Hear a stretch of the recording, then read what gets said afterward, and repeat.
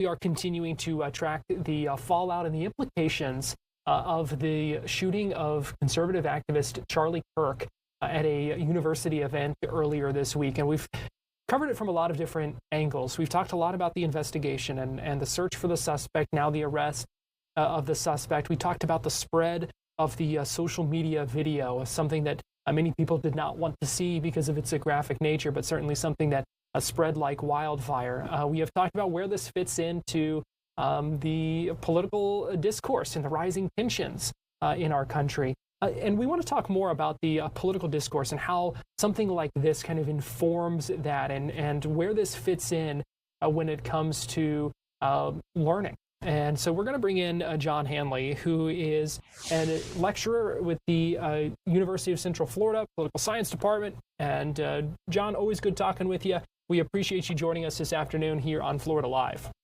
Good afternoon, Garrett.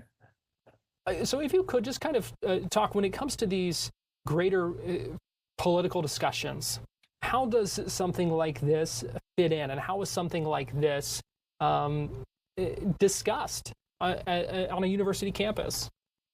Well, I think, when you have events like this, it factors into, how students view the state of political discourse. They see other people as more threatening to themselves. And so it's hard, it adds a barrier between the students in terms of discussing different topics and maintaining an overall environment of respect and togetherness. What are the impacts of that? Well, I think, mistrust among students is something that, increases, just like we have increasing polarization in the public. And so it's harder to bring people together. You have to think about how to do it and to look for, more unifying themes, like, all being UCF Knights or something. And so how does that kind of make its way into conversation in the classroom, whether it's a lecture, whether it's in smaller groups? How do you kind of bridge that gap and make those connections and fit this in? Well, I try to tell students to be optimistic for themselves and for others that they're around. So, when we're dealing with students who are 18 to 22 years old, they're getting an education, they are going out and going to be doing great things. And so one of the things that I try to counsel them is to say, you might not like what you're hearing out of classmates, or you might be fearful to engage with them, but, trust in yourself and your ability to move forward. You're already moving forward, and be a little bit more open to hearing things that otherwise you might not want to hear. It seemed like that was something that was a hallmark of Charlie Kirk. Whether you agreed with him or not, he would go on to these campuses and engage with students who do agree with him and students who don't agree with him. Do you think something like this shows the importance of continuing to do that? Yeah, that sort of conversation is important for people to have. It's important, again, for people to believe that they can persuade people, through, nonviolent means, of course, right? And also to accept that they can be persuaded. I remember a few years ago in one of my courses, I had a pretty strident conflict between a bunch of students over immigration, and they were quite angry with one another. And I said, look, you have to understand that we all have views when we're this age that we're not going to hold 20 years from now. And so to try to be receptive to one another and to accept that they might be wrong, or they might have views that are disappointing to you, but you can still accept that person and not turn off to that person. We hear a lot of criticisms of, well, a lot of things. You know, the younger generation, we hear criticisms of atmospheres on college campuses that critics may say is one-sided. Do you have hope? Do you see signs that that we are learning how to bridge that gap, and that these are conversations that we can continue to have, and that we might be able to continue these conversations and this discourse in healthy and nonviolent ways? Well, I think one of the things that comes out of a moment like this is that people recognize the nature of conversation. They become a little more focused on it. And so hopefully that's something that continues into the future.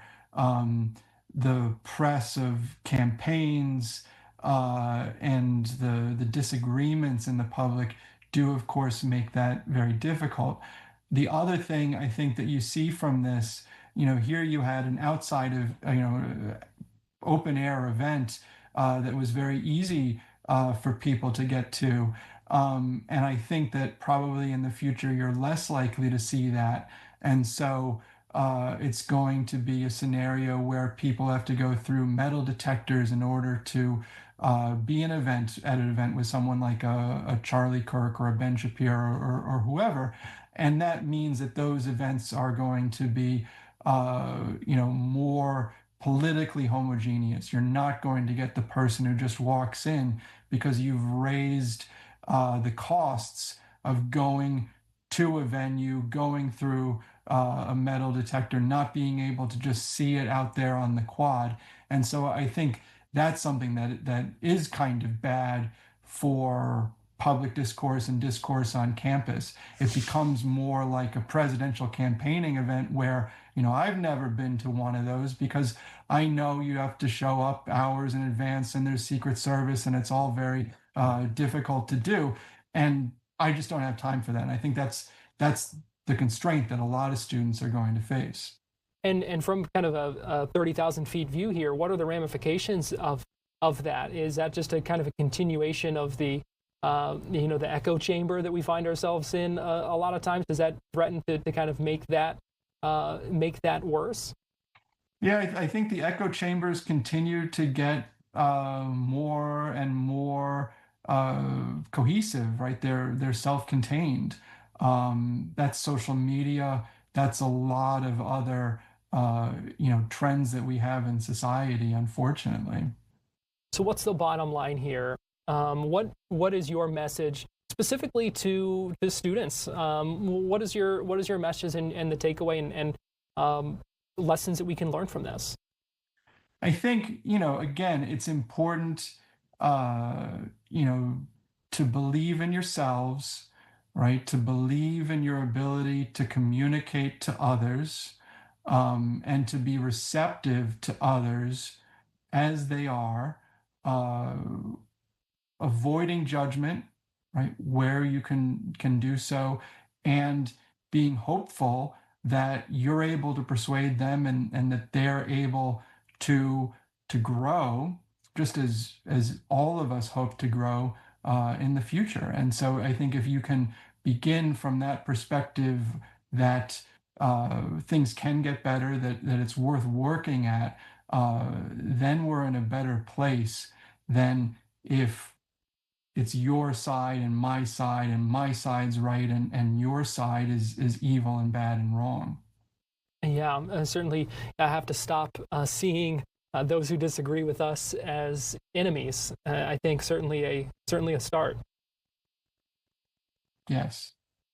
Well, John Hanley, UCF political science lecturer, we appreciate your perspective here, and always good talking with you, and we appreciate you joining us this afternoon here on Florida Live. Thank you, Garrett. Take care.